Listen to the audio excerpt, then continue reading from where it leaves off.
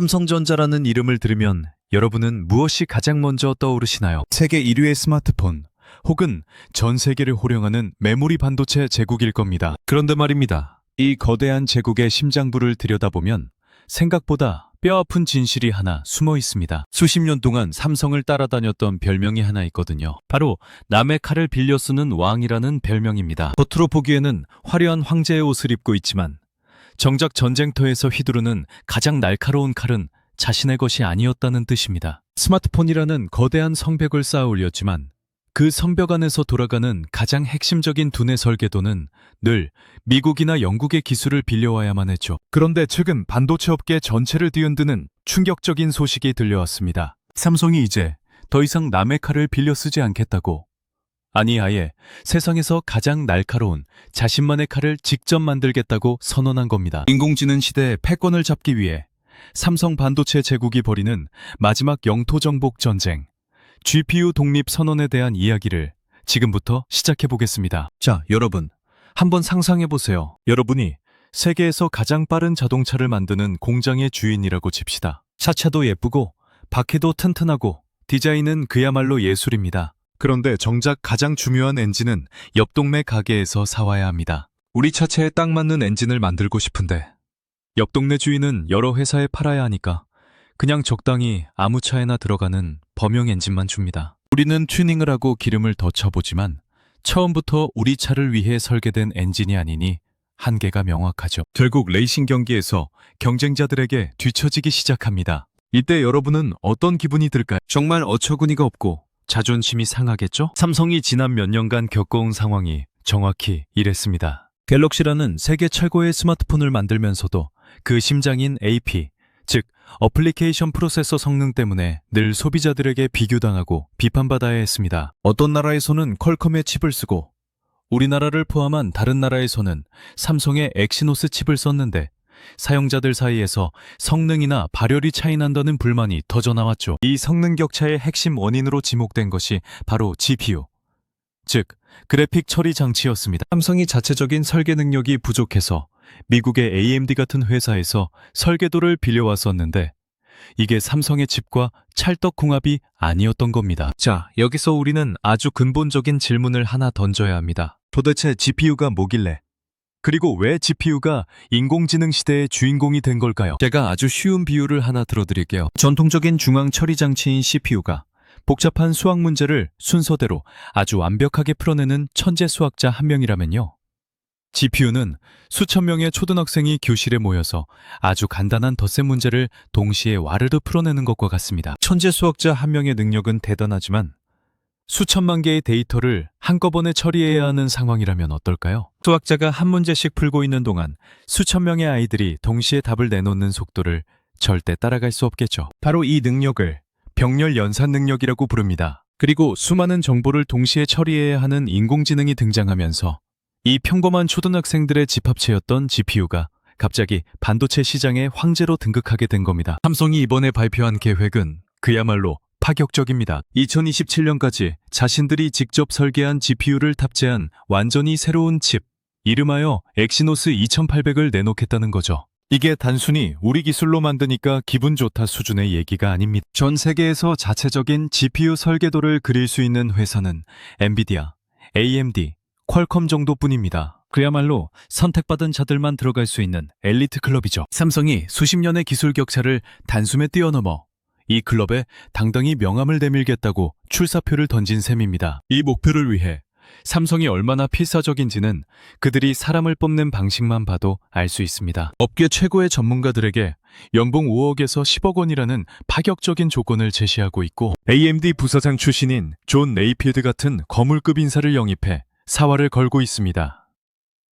그런데 여기서 반전이 하나 있습니다. 삼성이 이 고생을 하며 만드는 GPU가 단순히 더 좋은 갤럭시 폰을 만들기 위한 것일까요? 천만의 말씀입니다. 이제부터가 진짜 본 게임입니다. 삼성이 그리는 그림은 우리가 생각하는 것보다 훨씬 더 거대합니다. 이 작은 칩 하나는 삼성 AI 생태계라는 거대한 퍼즐의 가장 중요한 첫 번째 조각일 뿐이거든요. 삼성이 개발하는 자체 GPU는 스마트폰을 시작으로 스마트 글라스, 자율주행 자동차, 그리고 최종적으로는 인간을 닮은 로봇인 휴머노이드 로봇의 뇌로 확장될 계획입니다. 잠깐만요. 스마트폰 칩이랑 로봇의 뇌가 어떻게 연결되느냐고 물으실 수도 있습니다. 자, 상상해보세요. 미래의 자율주행차는 길거리에 있는 수십 개의 센서와 카메라에서 쏟아지는 방대한 시각 데이터를 실시간으로 분석해야 합니다. 저기 사람이 지나간다.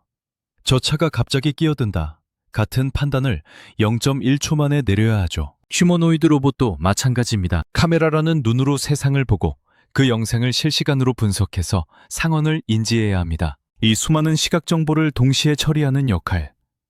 이게 바로 GPU가 하는 일입니다. 즉, 삼성은 가장 경쟁이 치열하고 기술이 집약된 스마트폰용 GPU를 개발하면서 쌓은 저전력 고성능 기술을 미래의 모든 인공지능 기기에 그대로 이식하겠다는 전략을 세운 겁니다. 이건 마치 서울의 방어력을 높이기 위해 한강에 거대한 제방을 쌓고 아파트를 요새화하는 것과 비슷합니다. 가장 중요한 거점을 완벽하게 장악하면 그 주변으로 영향력을 무한히 확장할 수 있는 법이죠. 삼성의 이번 독립선언은 단순히 내부 역량을 강화하는 수준을 넘어서서 반도체 업계의 새로운 비즈니스 모델을 창출하겠다는 의지도 담겨 있습니다. 이름하여 제2의 브로드컴, 제2의 마벨이 되겠다는 포부죠. 이게 무슨 뜻이냐고요? 처음에는 갤럭시 폰의 성능을 높이기 위해 GPU를 만들지만 여기서 세계 최고 수준의 기술력을 확보하고 나면 이 설계 기술 자체를 다른 회사에 팔겠다는 겁니다. 예를 들어 어떤 자동차 회사가 우리 차에 들어갈 영상인식 전용 칩이 필요하다고 주문하면 삼성이 자신들의 GPU 기술을 바탕으로 맞춤형 칩을 설계해주고 심지어 자신들의 파운드리 공장에서 직접 생산까지 해주는 원스톱 솔루션을 제공하겠다는 거죠. 자, 그럼 이 모든 조각을 모아서 큰 그림을 한번 그려봅시다. 이번 GPU 독립선언이 삼성 반도체 제국에 갖는 최종적인 의미는 무엇일까요? 그것은 바로 활용점정입니다. 마지막 퍼즐 조각을 맞추는 일이죠. 여러분도 잘 아시다시피 삼성은 반도체의 데이터를 저장하는 메모리 분야에서는 수십 년간 누구도 넘볼 수 없는 절대 강자였습니다. 최근에는 AI 시대의 필수 부품인 HBM을 엔비디아에 납품하며 주도권을 쥐고 있죠. 또한 반도체를 위탁 생산해주는 파운드리 분야에서도 대만의 TSMC를 맹렬히 추격하며 테슬라나 애플 같은 거대 고객사들과 손을 잡고 있습니다. 하지만 유독 약한 고리가 하나 있었습니다. 바로 반도체를 설계하는 팹리스 분야였죠. 메모리 제조 능력과 위탁 생산 능력은 세계 최고인데 정작 두뇌를 설계하는 역량은 애플이나 퀄컴에 비해 부족하다는 평가를 받아왔습니다. 이번 독자 GPU 개발은 바로 이 마지막 약점을 정면으로 돌파하려는 시도입니다. 만약 이 프로젝트가 성공한다면 삼성은 저장, 생산, 그리고 설계라는 반도체의 3대 축을 모두 갖춘 명실상부한 완전체 종합 반도체 기업으로 거듭나게 됩니다. 설계부터 생산까지 한 회사 안에서 유기적으로 돌아가는 선순환 구조. 이건 전 세계 그 어떤 반도체 기업도 쉽게 흉내낼 수 없는 삼성만의 강력한 무기가 될 겁니다. 정리해보자면 2027년에 출시될 스마트폰 칩 하나에 대한 이야기는 사실 삼성전자가 수십 년간 이어온 기술적 구속에서 벗어나 거대한 인공지능 제국을 건설하려는 미래 전략의 집약체였습니다. 작은 칩 하나에 담긴 어마어마한 야심. 정말 놀랍지 않나요? 하지만 여기서 한 걸음 더 나아가 던져볼 만한 흥미로운 질문이 하나 더 있습니다. 만약 이 기술이 정말 세계 최고 수준에 도달한다면 삼성이 과연 갤럭시 스마트폰에만 이 칩을 사용할까요? 지금은 상상하기 어렵지만 몇 년 뒤에 삼성이 샤오미나 오포 같은 경쟁사들에게 우리가 만든 칩 한번 써볼래? 너희 폰에 딱 맞게 최적화까지 해줄게라고 제안하는 날이 오지 말라는 법이 있을까요? 그렇게 된다면 현재 AP 시장의 절대 강자인 퀄컴과 삼성이 정면 충돌하게 되는 거대한 전쟁이 벌어지게 될 겁니다. 어쩌면 이번 GPU 독립선언은 단순히 삼성의 내부 역량을 강화하는 것을 넘어서서 수십 년간 굳어져온 모바일 반도체 시장의 판도 자체를 뒤흔드는 거대한 나비의 날갯짓이 될지도 모릅니다. 삼성이 주게 될 이 새로운 칼이 얼마나 날카롭게 세상을 갈라놓을지 우리는 그 흥미로운 여정을 지켜보기만 하면 됩니다. 오늘 준비한 소식은 여기까지입니다. 삼성이 만드는 독자 GPU가 과연 엔비디아나 퀄컴을 넘어서는 진정한 반도체 황제의 자리를 가져다 줄 수 있을까요? 아니면 거대한 야심만큼이나 험난한 가시밭길이 기다리고 있을까요? 여러분의 생각은 어떠신가요? 댓글로 여러분의 의견을 남겨주세요. 지금까지 지식의 소용돌이였습니다. 다음 영상에서 더 깊이 있고 흥미로운 지식 이야기로 돌아오겠습니다. 내용이 유익하셨다면 구독과 좋아요, 알림 설정까지 부탁드립니다. 시청해주셔서 감사합니다. 자, 조금 더 깊게 들어가 볼까요? 사실 삼성의 이런 움직임은 이미 예견된 것이기도 했습니다. 반도체 시장의 역사를 보면 결국 설계 자산을 가진 자가 시장을 지배해왔기 때문이죠. 인텔이 PC 시대를 지배했던 것도, 엔비디아가 지금의 인공지능 시대를 호령하는 것도 결국은 독보적인 아키텍처, 즉 설계도를 가졌기 때문입니다. 삼성은 지금까지 그 설계도를 빌려 쓰면서도 엄청난 수익을 올렸지만 그것은 어디까지나 생산의 효율성에서 오는 이익이었습니다.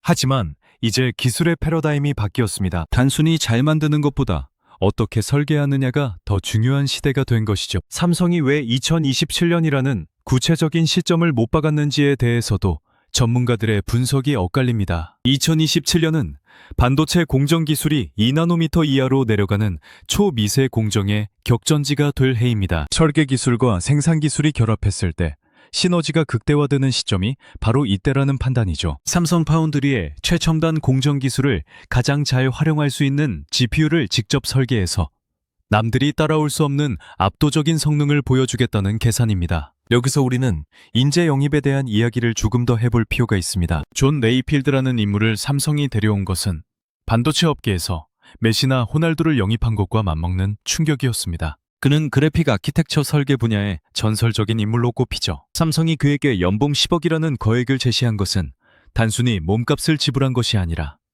그의 머릿속에 들어있는 수십 년의 노하우를 삼으려는 전략입니다. 반도체 설계는 하루아침에 책 보고 공부해서 되는 영역이 아닙니다. 수많은 시행착오를 겪어본 베테랑의 감각이 승패를 가르죠. 또한 삼성이 목표로 하는 맞춤형 시스템 반도체 시장, 즉 ASIC 시장의 성장성도 주목해야 합니다.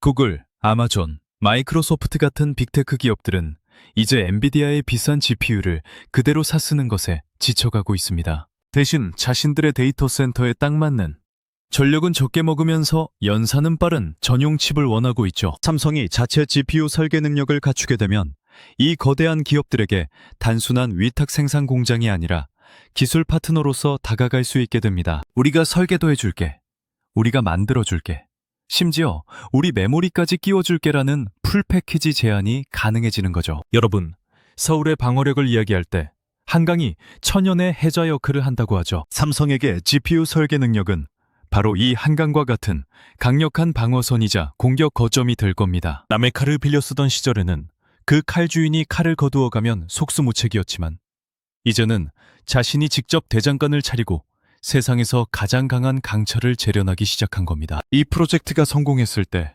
우리 일상은 어떻게 변할까요? 여러분의 스마트폰에서 생성형 인공지능이 인터넷 연결 없이도 실시간으로 구동되고 안경 하나만 쓰면 눈앞에 가상 세계가 완벽하게 펼쳐지는 스마트 글라스가 대중화될 겁니다.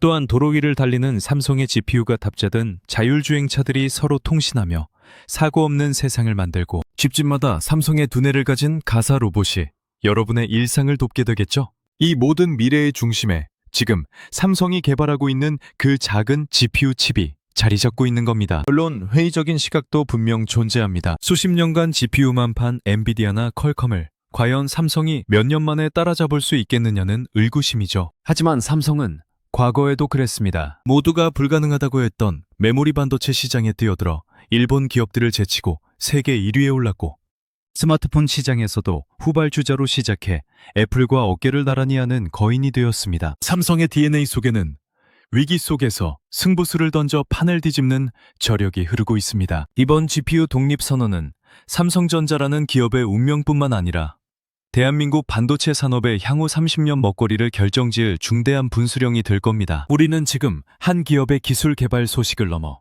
새로운 반도체 제국의 탄생 과정을 목격하고 있는지도 모릅니다. 과연 삼성의 엑시노스 2800은 2027년 우리 앞에 어떤 모습으로 나타날까요? 그리고 그 칩이 만들어낼 미래는 얼마나 놀라울까요? 삼성이 쏘아올린 이 작은 공이 반도체판 전체를 뒤흔드는 거대한 해일이 되어 돌아오길 기대해봅니다. 여러분도 이 역사적인 도전의 과정을 함께 지켜보기만 하면 됩니다. 지식의 소용돌이는 앞으로도 이 거대한 변화의 흐름을 놓치지 않고 여러분께 가장 빠르고 깊이 있게 전달해드리겠습니다. 자, 이야기가 길었습니다. 이제 마지막으로 한 가지만 더 짚어보고 마무리하죠. 삼성이 그토록 바라는 독립은 단순히 돈을 더 벌기 위함이 아닙니다. 그것은 생존할 문제입니다. 기술 종속에서 벗어나지 못하면 아무리 덩치가 커도 결국 남의 소나귀에서 놀아날 수밖에 없다는 것을 삼성은 누구보다 잘 알고 있습니다. 그래서 그들은 지금 가장 어려운 길을 택한 겁니다. 왕이 자신의 칼을 직접 만들기 시작했습니다. 그 칼날이 완성되는 날, 세계 반도체 지도는 어떻게 다시 그려지게 될까요? 오늘의 이 뜨거운 도전이 승리의 기록으로 남길 바라며 지식의 소용돌이는 여기서 인사드리겠습니다. 시청해주신 여러분, 다시 한번 진심으로 감사드립니다. 더 재미있고 유익한 이야기로 곧 다시 찾아뵙겠습니다. 감사합니다.